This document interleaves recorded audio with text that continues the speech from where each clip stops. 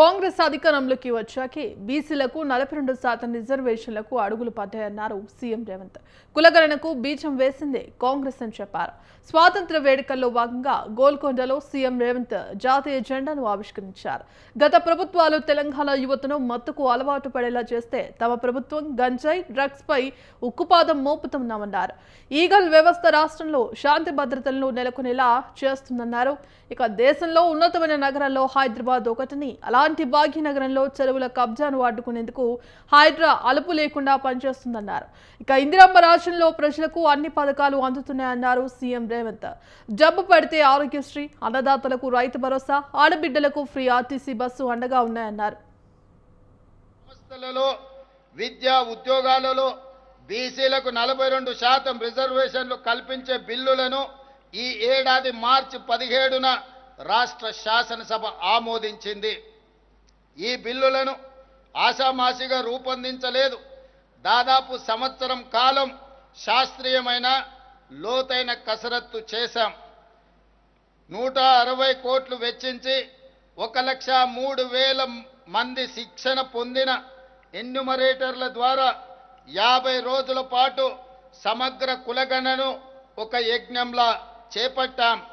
గ్రామాల్లో 66,39,000 కుటుంబాలు, పట్టణాల్లో 45,15,000 కుటుంబాలను సర్వే చేశాం. మొత్తంగా 1,12,00,000 కుటుంబాలను సర్వే చేసి రాష్ట్రంలో 56.33% బలహీన వర్గాల జనాభాను లెక్క తేల్చడం జరిగింది. యువ తెలంగాణ శక్తికి ప్రతీక. గడిచిన 10 ఏళ్లలో యువతను మత్తుకు బానిసలను చేసే కుట్ర జరిగింది.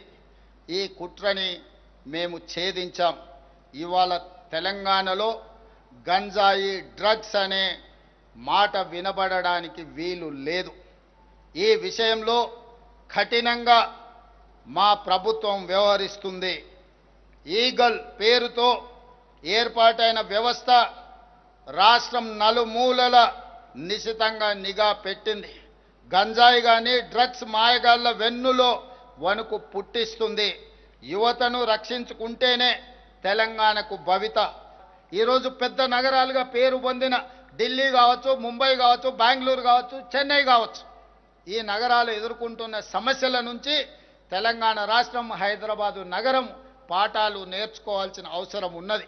అందుకే ఈరోజు అలాంటి సమస్యల నుంచి బయటికి రావాలి అంటే చెరువుల ఆక్రమణలు తొలగించాలి, నాలాల ఆక్రమణలను అడ్డు తొలగించుకోవాలి. ఇవాళ చెరువుల నాలాలను కబ్జాల నుంచి విముక్తి చేస్తే ఈరోజు రోడ్ల మీద నిలుస్తున్న నీరు అక్కడికి వెళ్తుంది.